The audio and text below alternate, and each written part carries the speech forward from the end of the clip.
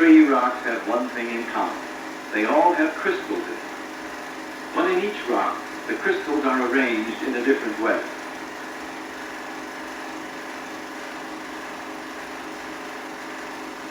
So, if we want to solve the puzzle of how these rocks were made, we must first find out what crystals are and how they are made. You may think that only things that look like this are crystals.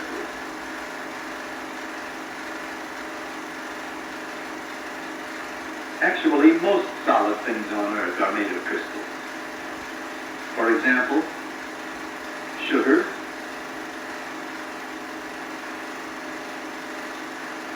metals, ice,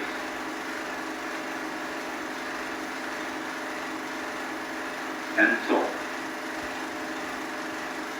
Here's another crystal of salt, only bigger.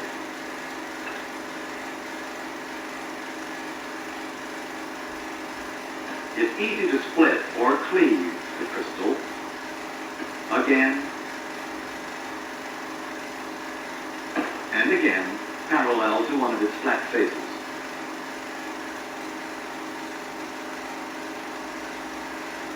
If we try to cleave it in a direction not parallel to one of its faces, the crystal shatters.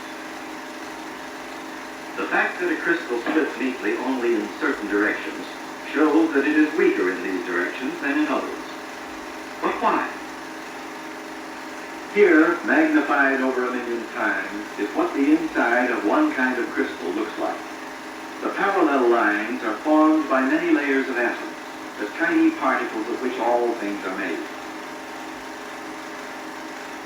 Now it is apparent why a crystal splits neatly only in some direction. It must split between layers of atoms. So crystals are made of invisible atoms arranged in regular patterns. The next thing to find out is how these regular patterns come about.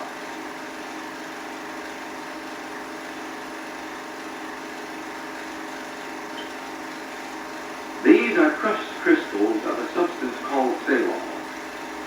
Each crystal fragment is composed of millions of regularly arranged atoms. Watch what happens when we heat the crystal.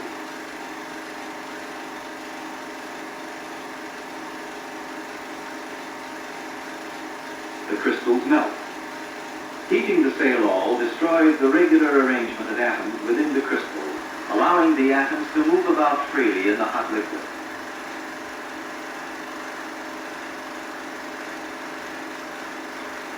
Now watch what happens when the molten celluloid cools. We'll use time-lapse photography to speed up the process.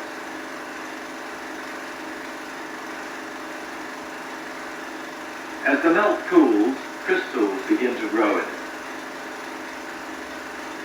Millions of invisible atoms are joining together in regular patterns. The result is a mass of intergrown crystals. But why do atoms form regular patterns? This apparatus will help illustrate what happens. These plastic beads represent atoms.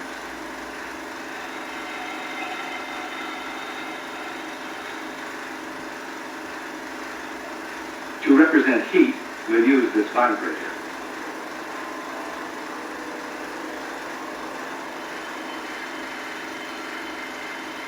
Now the model atoms are moving about freely, much as the real atoms in the melt must have been moving, although we couldn't see them.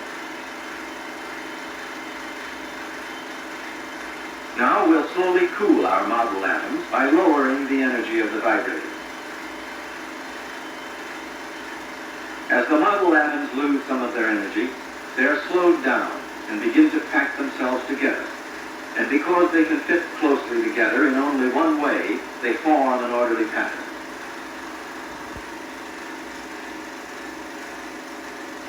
As the invisible atoms in the melt cooled and lost some of their heat energy, they formed regularly shaped crystals because they too can fit closely together in only one way.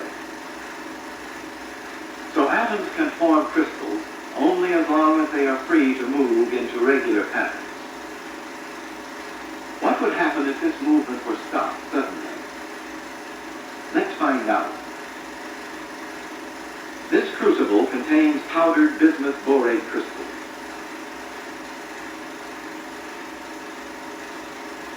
When we heat the powdered crystals to 700 degrees centigrade, they melt. The atoms that made up the crystals are now moving about freely. When the melt is allowed to cool slowly over half an hour, it crystallizes.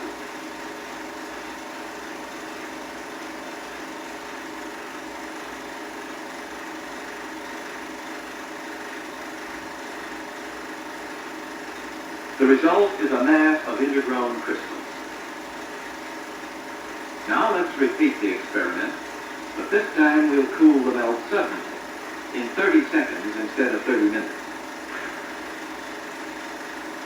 This time, no crystals form. By cooling the melt quickly, we froze the atoms in place before they could form ordered attachments. The result is a solid mass of unordered atoms.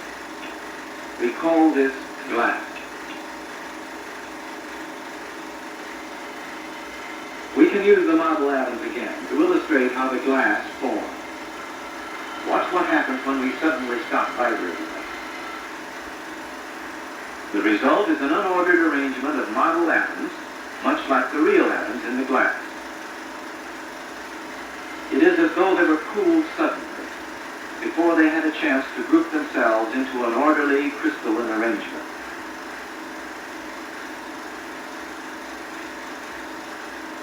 So, to produce crystals, atoms must have freedom to move and time enough to arrange themselves into regular patterns.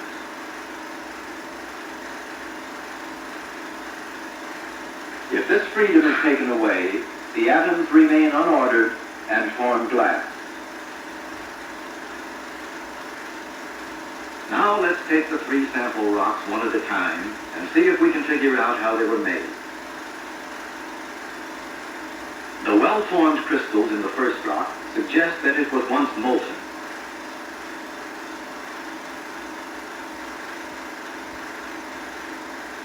The fact that the crystals are small and separate suggests that the molten rock must have cooled quickly, becoming solid before the crystals could grow any larger.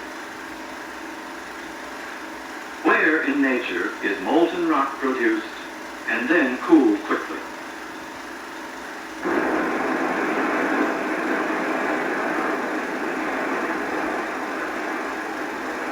Every time a volcano erupts, molten rock is thrown out onto the Earth's surface.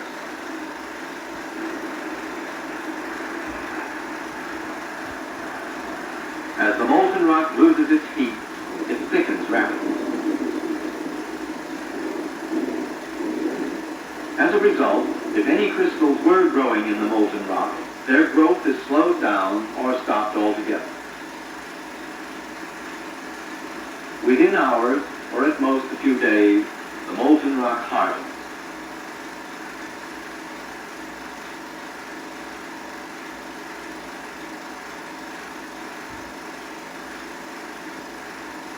Molten rock that was thrown from a volcano before any crystals could grow in it may harden into a natural glass like this obsidian, a kind of volcanic rock. If the rock were cooled suddenly after crystals had already begun to grow in it, it may look like this. This, or this. All volcanic rock.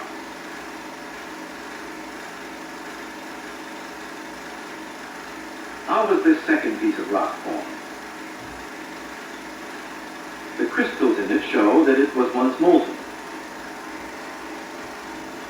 Because it is made of large crystals, completely grown together, we know the rock must have cooled slowly enough to give all the atoms in the rock time to form crystals.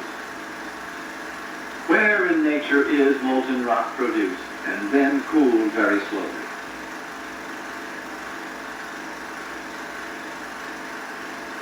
There is only one place where this could have happened, and that is deep underground beyond our direct observation.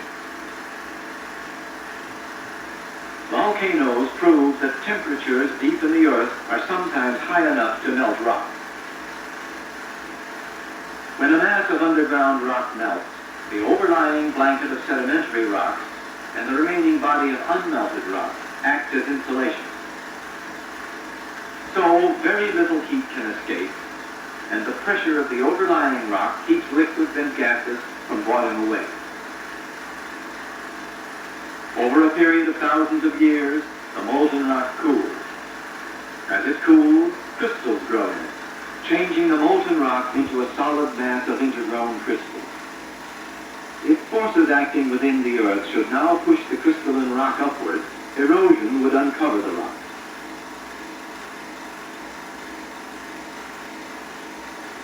The eventual result is a mountain range made of intergrown crystals. Rocks made in this way take many different forms.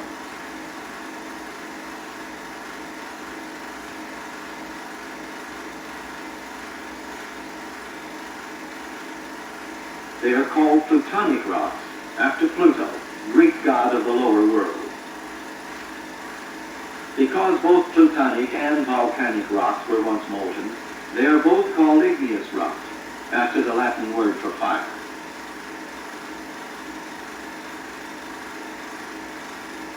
So we are left with one unsolved puzzle. This rock is also made of intergrown crystals. But in this case, the crystals are arranged in distinct layers. This suggests that the rock never melted, at least not completely, because melting would have destroyed the layers. But if the rock didn't melt, how can we account for the intergrown crystals of which it is made? A demonstration with this wafer of steel will help answer that question.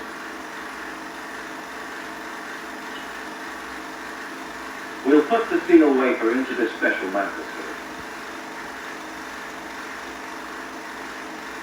The steel is heated to 850 degrees centigrade.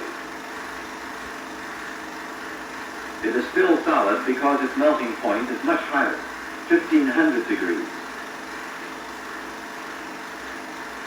The microscope shows that the steel, like the rock, is made of intergrown crystals.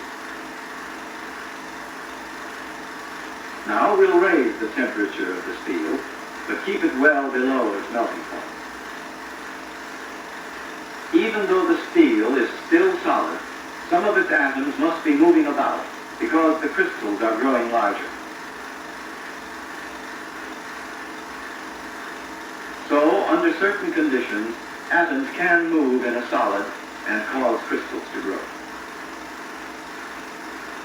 Where in nature do conditions exist that would allow the atoms in a solid rock to move, causing the crystals in it to grow? You recall that plutonic rock is formed when a large mass of rock melts deep underground and slowly crystallizes.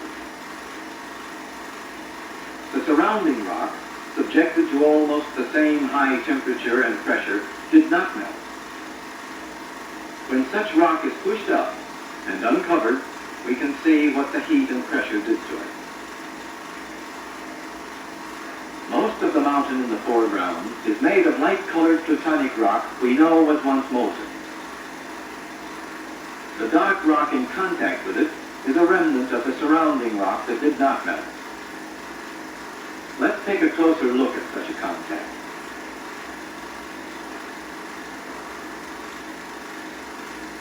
Here we can see places where the molten rock forced its way into a crack in the darker rock, further proof that the dark rock did not melt. Here is another mass of plutonic rock.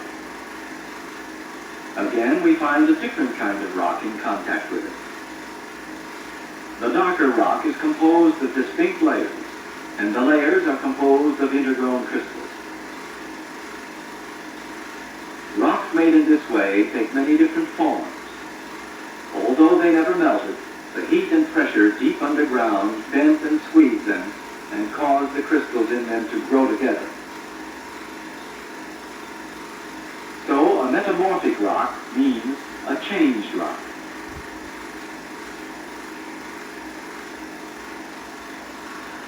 Now we know that rocks contain clues to their origin. By interpreting the clues, we are able to tell how the rocks were made.